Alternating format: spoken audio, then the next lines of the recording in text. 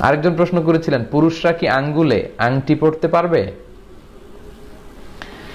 আসলে jewellery, ornaments এগুলো নারীদের জন্য, পুরুষদের জন্য নয়। তবে হ্যাঁ, পুরুষদের আংটির বিষয়টা ভিন্ন। পুরুষরা চাইলে আংটি পরতে পারবে। কোন হাতে পরবে? তারা ডান হাতে পরবে। বিষ্ণু ইসলাম ডান হাতে আংটি পরেছেন। কেন? রাসূল সাল্লাল্লাহু আলাইহি ওয়াসাল্লাম ইয়ালবাস খাতাম মিন ফিদ্দাহ, রাসূল সাল্লাল্লাহু আলাইহি ওয়াসাল্লাম রূপার আংটি পরতেন। রূপার আংটি রাসূল সাল্লাল্লাহু আলাইহি ওয়াসাল্লাম পরতেন। ফি ইয়ামিনিহি, ওনার ডান হাতে পরতেন। আর ওয়াকানা ফাসসুহু মিনাল হাবাসা, আর রূপার আংটির মধ্যে তিনি হাবাসা মানে বর্তমান ইথিওপিয়ার থেকে আনা একটা পাথর তিনি বসিয়েছিলেন। তাহলে রূপার আংটি পরতেন ডান হাতে। শামাইলে তিরমিজিতে এগুলো এসেছে। আর পাথরটা ছিল হাবাসি পাথর।